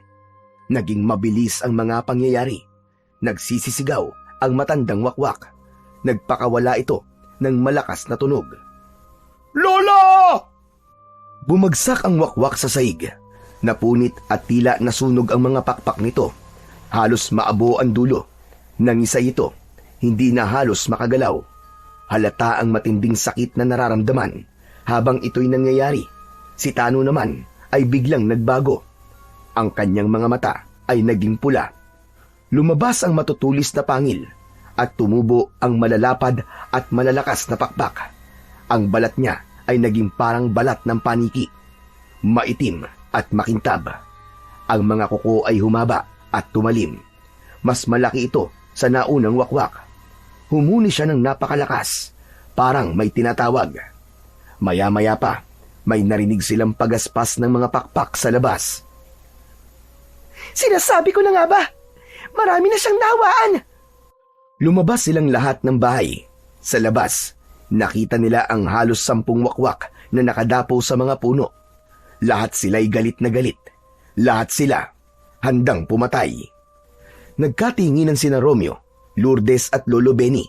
Handang makipaglaban. Agad na inatake sila ng mga wakwak na yon. Nasugatan pa si Lolo Benny. Wala siyang dalang panlaban, kaya inalalayan siya ng kanyang apo.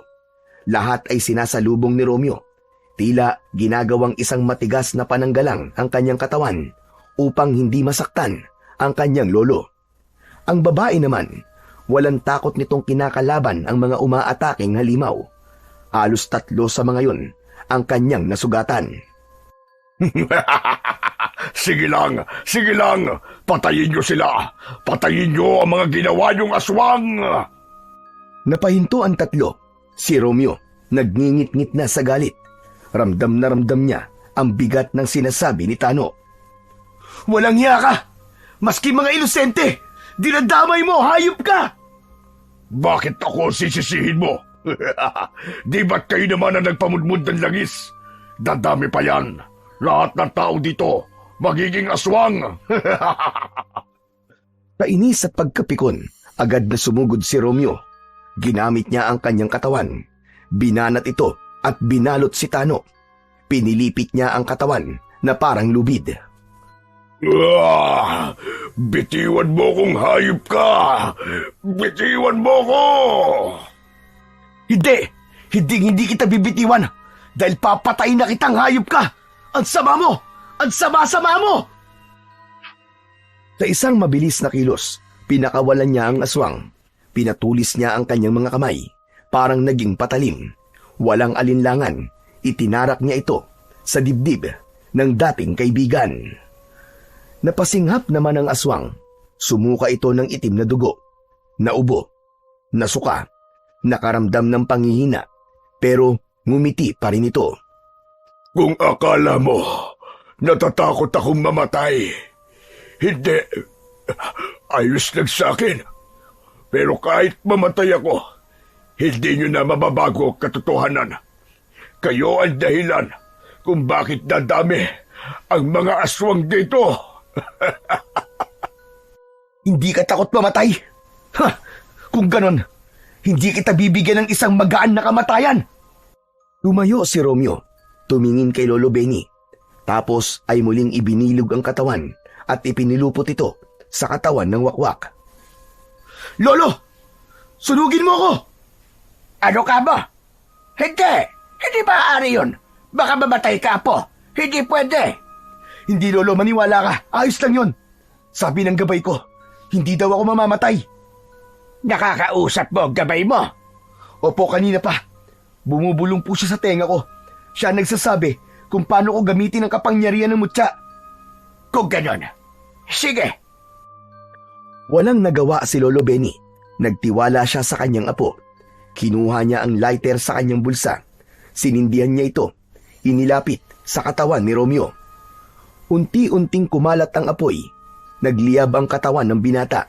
Umalingasaw ang amoy ng nasusunog na goma. Napasigaw si Tano sa sakit at sa amoy. Umuusok ang katawan niya habang unti-unting nilalamon ng naglalagablab na apoy. Hindi siya kagad namatay. Umiyak siya habang nasusunog. Kinuyom ang kanyang mga kamay at nagpupumiglas. Pero hindi na siya makatakas. Wala siyang nagawa kundi tiisin ang dahan-dahang pagtupok sa kanyang katawan. Masakit at mabagal ang kanyang naging kamatayan. Nang makita ito ng ibang wakwak, sa halip na umatake ay napaurong silang lahat. Isa-isa silang nagsiliparan papalayo. Tumakas sila sa takot sa apoy at sa amoy ng nasusunog na goma. Nang tuluyang matunaw ang katawan ni Tano, huminto ang apoy sa katawan ni Romeo. Kusa itong namatay. Napaupo naman si Romeo, hingal na hingal at pagod na pagod. Sa tabi niya, nakahandusay ang katawan ni Lola Remy. Wala na rin itong buhay. Tapos na ang laban. Sa wakas, Nabigyan na rin ng hustisya ang pagkamatay ng tatay ko.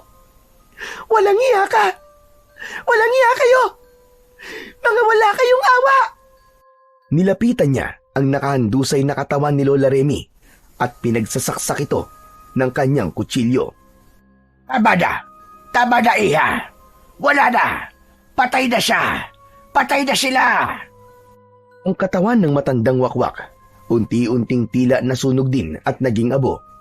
Ang abo nito ay tinangay ng hangin. Okay ka lang ba? Ano nga palang pangalan mo? Lourdes. Lourdes ang pangalan ko. Lourdes, salamat sa naging tulong mo sa amin, ha? Hindi. Ako nga ang dapat magpasalamat sa inyo. Pero hindi pa tayo pwedeng magdiwang sa ngayon. Kailangan nating harapin yung problema natin sa mga langis at sa mga nahawa nito. Tama ka. Bukas na bukas din ay kukolektahin namin ang lahat ng botelyang ipinamahagi namin. Kailangan mahanap ang lahat ng mga nahawa. At hindi ako titigil hanggat hindi ko sila na ibabalik sa dati. Kinabukasan, maaga silang gumalaw at ang balita, mabilis ding nakarating sa mga residente. Agad na naipon ng mga tao sa loob ng bakuran ni Natano. Gimbal sila sa nakitang bangkay sa loob ng tahanan ng maglola. Napag-alaman nilang aswang nga ang mga ito. Ginamit naman yung pagkakataon ni Lolo Benny para sabihin sa lahat na hindi epektibo ang mga naipamigay nilang mga langis. Nakiusap siyang ibalik lahat ng mga ito sa kanya. Hindi pa umaabot ang 1 oras, halos kalahati na ang nakapagsoli. Pero wala sa mga yon ang hinahanap nilang 10 wakwak na nahawa. Mabilis silang kumilos, kinolekta ang iba pa, hanggang sa nahanap na nila ang mga taong nahawa. Madali lang nila itong nakilala dahil kapag malapit na sila, agad na kumukulo ang langis sa bote. Agad na dinala ang mga ito sa bahay ni Lolo Benny. Pinagtulungan nila itong gamutin. Gamit din ang bagong gawang langis ni Lolo Benny. Pinahiran niya sila ng langis. Nagsunog din ito ng kamangyan at pinausukan ang mga naging biktima.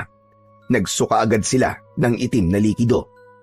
Tumagal ang gamutan ng ilang araw. Araw-araw ay tinututukan nila ang paggaling ng bawat biktima.